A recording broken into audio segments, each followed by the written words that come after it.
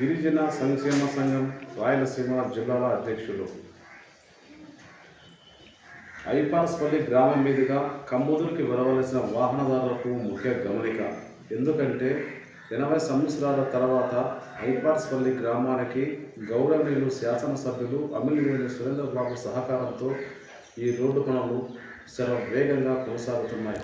కనుక ఈ శరవేగంగా కొనసాగుతున్న పనులు కొనసాగాలంటే మేలుకుంట మీద కమ్మూరు మండలానికి వెళ్ళవలసినగా తెలియజేస్తున్నాను.